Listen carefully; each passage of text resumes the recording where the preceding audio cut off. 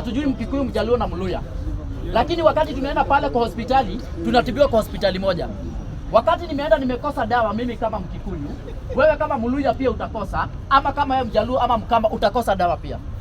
We are speaking as a nation. We are not speaking as a tribe. Na ndio maana mimi najaribu kuwagi hapa.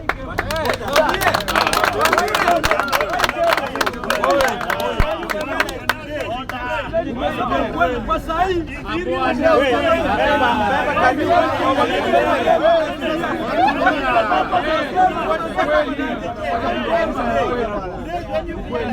making a lot of noise would help.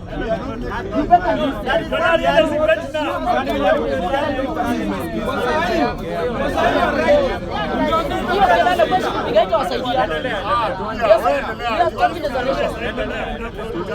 we are talking as a nation. Tunaongea kama wananchi. Tunaongea kama wananchi. Hatuongei kama watu wametoka eneo moja.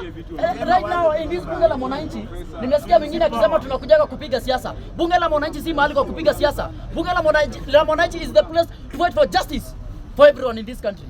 It is only in bunge la mwananchi tunazapigania wale watu ambao ni wanyonge. Sisi kupiga not come in here to divide people on this side, on that side. That's being propaganda.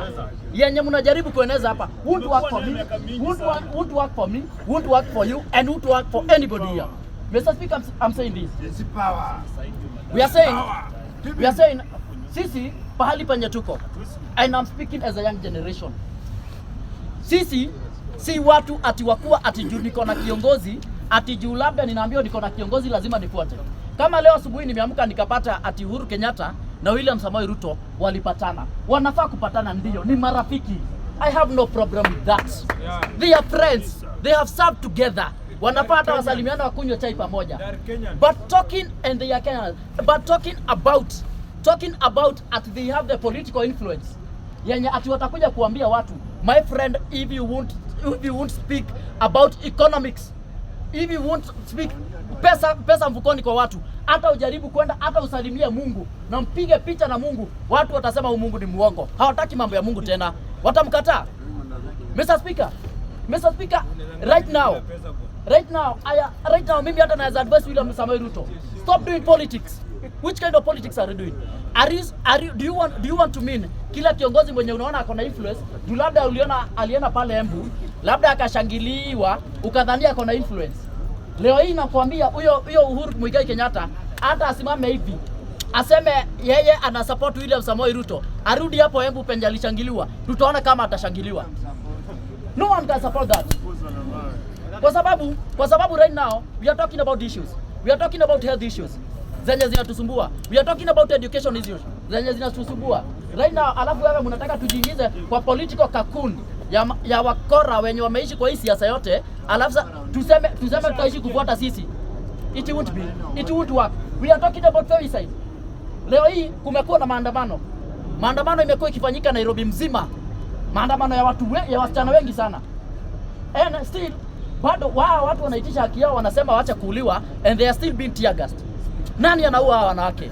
Who is killing these women?